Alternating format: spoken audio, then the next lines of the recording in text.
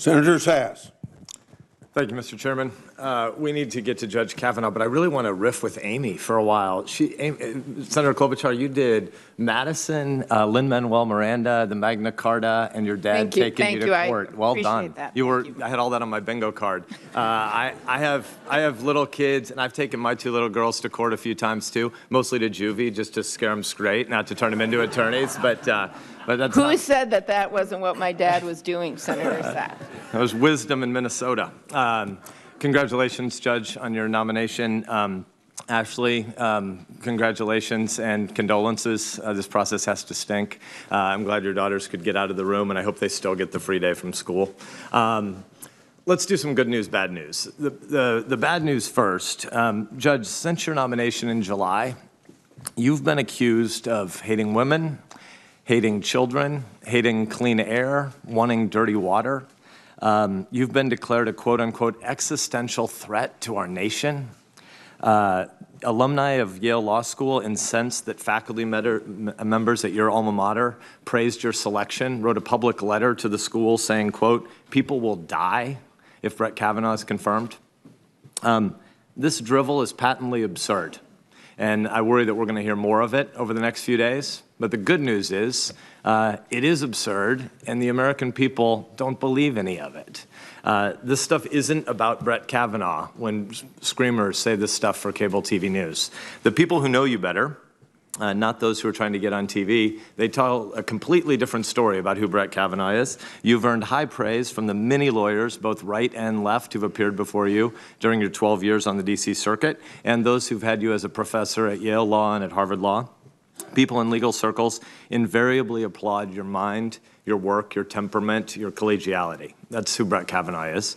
And to quote Lisa Blatt, a Supreme Court attorney from the left who's known you for a decade, quote, "Sometimes a superstar is just a superstar, and that's the case with this judge. The Senate should confirm him," close quote.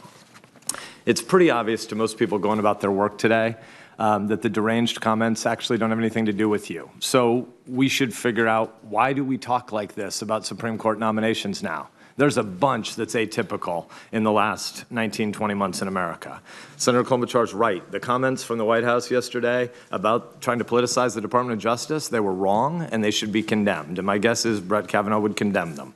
But really, the reason these hearings don't work is not because of Donald Trump. It's not because of anything the last 20 months. These confirmation hearings haven't worked for 31 years in America. People are going to pretend that Americans have no historical memory, and supposedly there haven't been screaming protesters saying women are going to die at every hearing for decades. But this has been happening since Robert Bork. This is a 31-year tradition. There's nothing really new the last 18 months.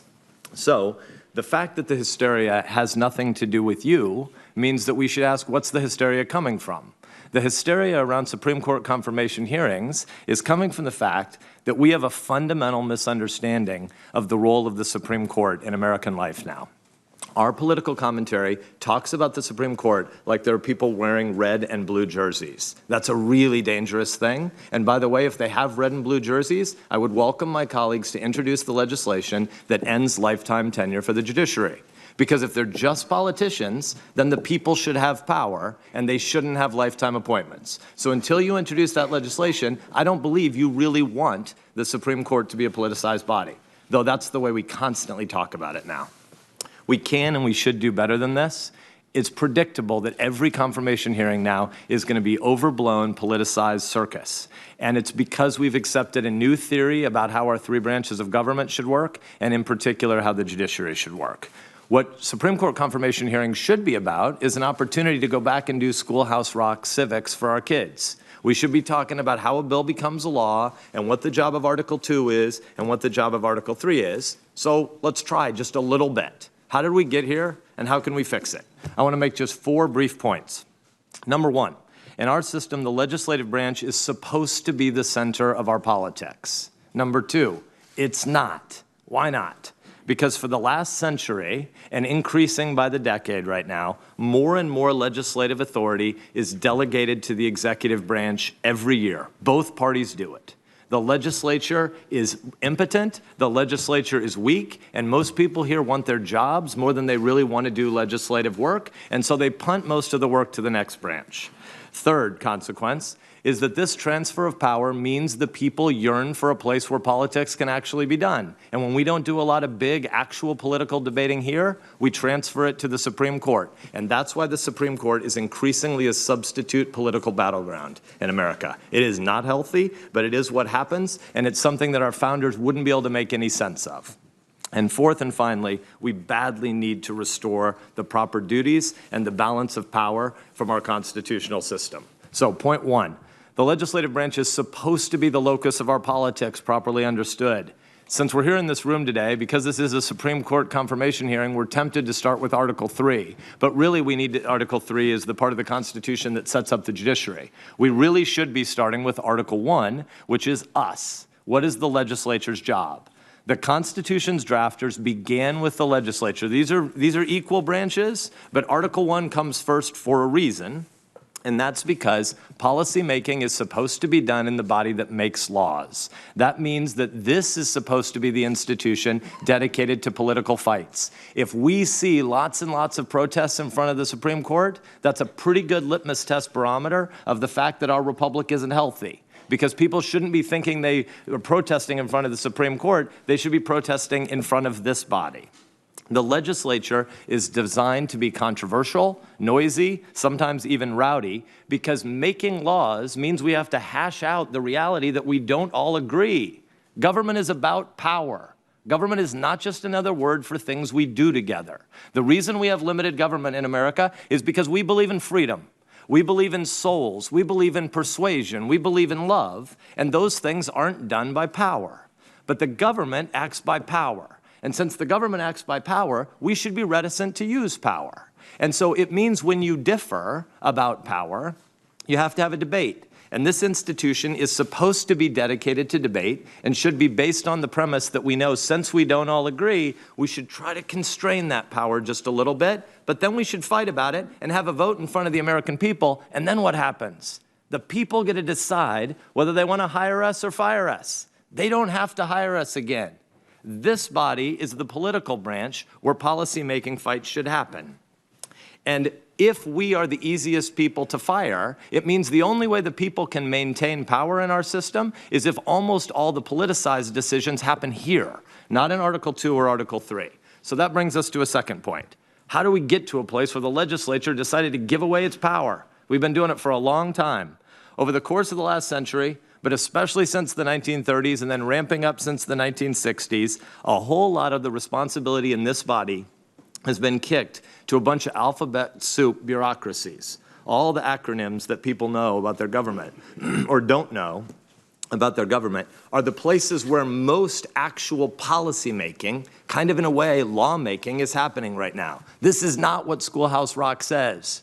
There's no verse of Schoolhouse Rock that says give a whole bunch of power to the alphabet soup agencies and let them decide what the governance decision should be for the people, because the people don't have any way to fire the bureaucrats.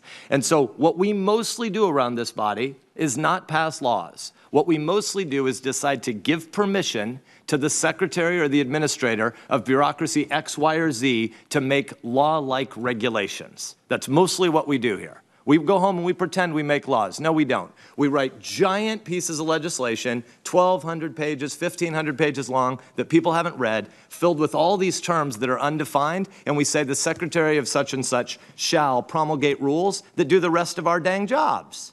That's why there's so many fights about the executive branch and about the judiciary, because this body rarely finishes its work. And the House is even worse.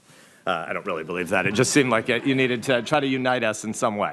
So I admit that there are rational arguments that one could make for this new system. The Congress can't manage all the nitty-gritty details of everything about modern government, and this system tries to give power and control to experts in their fields, where most of us in Congress don't know much of anything, or about technical matters for sure, but you could also impugn our wisdom if you want. But when you're talking about technical, complicated matters, it's true that the Congress would have a hard time sorting out every final dot and tittle about every detail. But the real reason, at the end of the day, that that this institution punts most of its power to executive branch agencies is because it's a convenient way for legislators to be able to avoid taking responsibility for controversial and often unpopular decisions. If people want to get reelected over and over again, and that's your highest goal, if your biggest long-term thought around here is about your own incumbency, then actually giving away your power is a pretty good strategy. It's not a very good life, but it's a pretty good strategy for incumbency. And so at the end of the day, a lot of the power delegation that happens from this branch is because the Congress has decided to self-neuter. Well, guess what? The important thing isn't whether or not the Congress has lame jobs. The important thing is that when the Congress neuters itself and gives power to an unaccountable fourth branch of government, it means the people are cut out of the process. There's nobody in Nebraska, there's nobody in Minnesota or Delaware who elected the Deputy Assistant Administrator of Plant Quarantine at the USDA. And yet if the Deputy Assistant Administrator of Plant Quarantine does something to make Nebraskans' lives really difficult, which happens to farmers and ranchers in Nebraska, who do they protest to? Where do they go? How do they navigate the complexity and the thicket of all the lobbyists in this town to do executive agency lobbying? They can't. And so what happens is they don't have any ability to speak out and to fire people through an election. And so ultimately, when the Congress is neutered, when the administrative state grows, when there is this fourth branch of government, it makes it harder and harder for the concerns of citizens to be represented and articulated by people that the people know that they have power over. All the power right now, or almost all the power right now, happens off stage. And that leaves a lot of people wondering, who's looking out for me? And that brings us to the third point. The Supreme Court becomes our substitute political battleground. It's only 9 people. You can know them, you can demonize them, you can try to make them messiahs, but ultimately, because people can't navigate their way through the bureaucracy, they turn to the Supreme Court looking for politics. And knowing that our elected officials no longer care enough to do the hard work of reasoning through the places where we differ and deciding to shroud our power at times, it means that we look for 9 justices to be super legislators. We look for 9 justices to try to right the wrongs from other places in the process. When people talk about wanting to have empathy from their justices, this is what they're talking about. They're talking about trying to make the justices do something that the Congress refuses to do as it constantly abdicates its responsibility. The hyperventilating that we see in this process and the way that today's hearing started with 90 minutes of theatrics that are pre-planned with certain members of the other side here, it shows us a system that is wildly out of whack. And thus a fourth and final point. The solution here is not to try to find judges who will be policymakers. The solution is not to try to turn the Supreme Court into an election battle for TV. The solution is to restore a proper constitutional order with a balance of powers. We need Schoolhouse Rock back. We need a Congress that writes laws and then stands before the people and suffers the consequences and gets to go back to our own Mount Vernon if that's what the electors decide.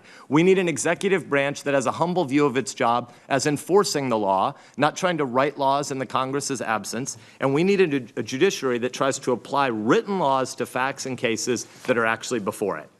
This is the elegant and the fair process that the founders created. It's the process where the people who are elected, 2 and 6 years in this institution, 4 years in the executive branch, can be fired because the justices and the judges, the men and women who serve America's people by wearing black robes, they're insulated from politics. This is why we talk about an independent judiciary. This is why they wear robes. This is why we shouldn't talk about Republican and Democratic judges and justices. This is why we say justice is blind. This is why we give judges lifetime tenure. And this is why this is the last job interview Brett Kavanaugh will ever have, because he's going to a job where he's not supposed to be a super legislator.